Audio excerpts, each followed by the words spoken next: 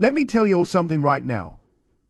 When we talk about grown men on a football field, dudes who can ruin your whole Sunday game plan just by existing, there's only a handful of A&B. And at the top of that mountain, sitting in a folding chair with his shirt off and not sweating a bit, is Myles Garrett.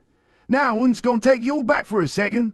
I've been watching ball since I had a jerry curl and some knee socks. And let me tell you, defense used to be scary. Ray Lewis was chopping heads in the middle. Reggie White was walking through double teams like they were screen doors.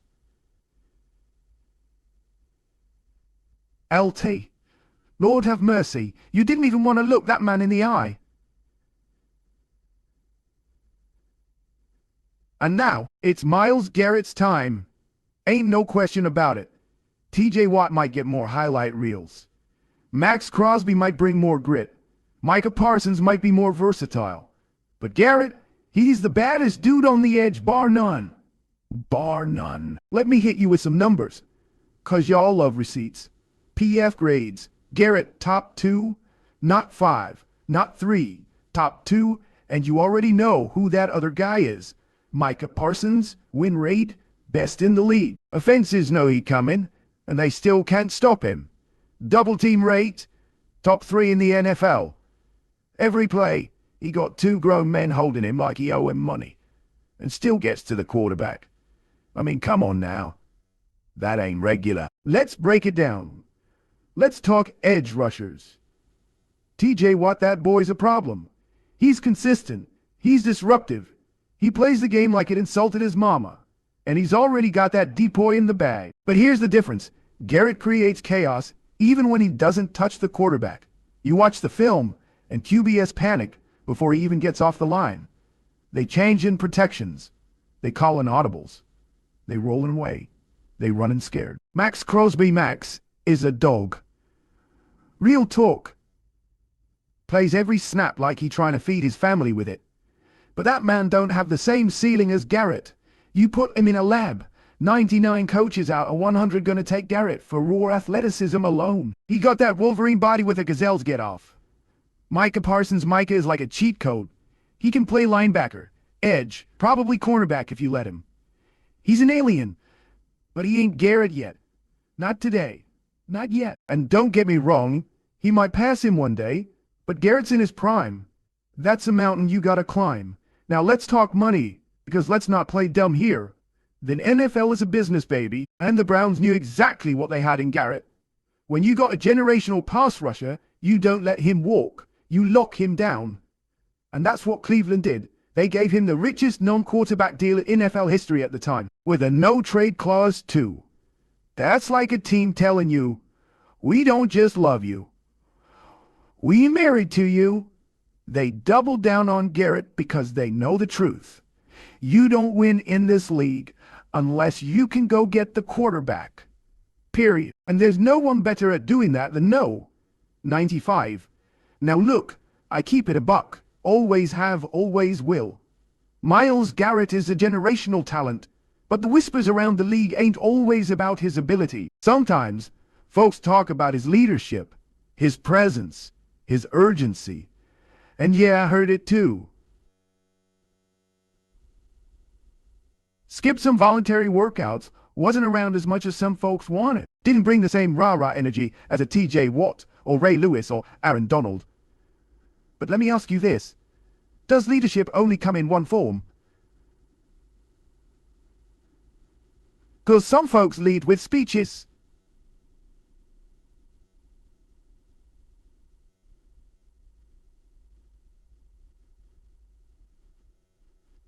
Every time Garrett lines up, he's giving you an MVP performance. He don't take snaps off. He don't hide from competition. That's leadership too, baby. But I do get it. When you're the face of a franchise, especially one like Cleveland, that's been thirsty for success, you got to be more than just a player. You got to be a pillar, a standard. And I think that's where Garrett's got to take that next step. Not just be great, but be the kind of legend that lifts everybody else with him. That's what Reggie White did. That's what Ray Lewis was. Garrett's got the tools. Just needs to use that voice a little more. Now, let's zoom out. This Cleveland Browns team, they've been through some stuff. Bad draft picks, coaching changes, quarterback roulette, and through it all, Garrett stayed. He ain't just a pass rusher. He's a symbol. A bridge between dysfunction and direction. You don't trade that. You don't gamble with that. You build around that. And that's what Andrew Berry in the front office finally understood. That's why he got that monster deal. You build a defense from the front back. And when your front is anchored by Myles Garrett, everything else looks a little easier. Cleveland finally got a defense that's feared again. You got Denzel Ward in the secondary. Jeremiah Owusu-Koramoah flying around. Za'Darius Smith adding muscle. And at the heart of it, Myles freaking Garrett. You want to know what separates Garrett? It ain't just sacks. It's the fact that he breaks game plans. You can't run to his side. You can't leave a tight end on him. You gotta chip him every other play. And if you don't, it's curtains. It's the fact that he's 6'4", 275 pounds, runs like a deer, and bench presses like Thanos. He's got spin moves like Dwight Freeney, hands like Bruce Lee, and a mind that studies everything. Let me say it again for the folks in the back. This dude ain't just strong. He's smart. You watch his interviews, his film breakdowns. He's cerebral. He knows your protection before you do. Now, this where it gets serious. Myles Garrett ain't playing for Pro Bowls no more. He ain't playing for PF grades. He playing for legacy. He wants that Defensive Player of the Year. He wants that bust in Canton. And most importantly, he wants to win in Cleveland. Not go chase rings in LA or New York, but to build something where folks least expect it. That's what makes him different. He's chasing immortality the hard way. Let's be real. The AFC is a bloodbath. You got Mahomes. You got Burrow. You got Allen. You got Lamar. And they all play quarterback like it's a cheat code. You need dudes like Garrett to survive in that jungle. You need a pass rusher that don't blink when it's 3rd and 9, when the stadium's shaking, and your season's on the line. That's where Garrett shines. That's where legends are made. So if you ask me what's next, I'll tell you what's next. 18 sacks, decoy campaign, Browns playoff run, all of that. But more than anything, leadership. If Garrett grabs this locker room and makes it his, then Cleveland gon' finally get out the shadows. Let me put this bluntly. The Cleveland Browns Super Bowl window is not open forever. You hear me? Deshaun Watson on the clock. Nick Chubb, coming off injury, that defense, primed right now. Not 5 years from now. Not in 2027. Right now. And Myles Garrett. He's the heartbeat. You take him out of this defense and it ain't the same. He's not just the most talented.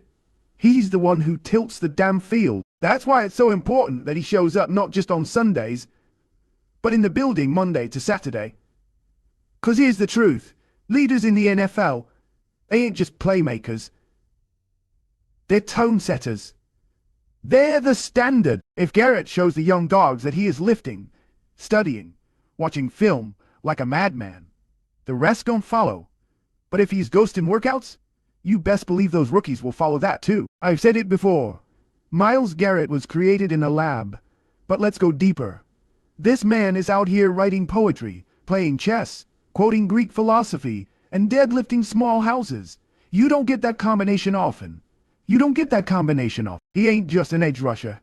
He's an intellectual, a thinker, and a freakish athlete.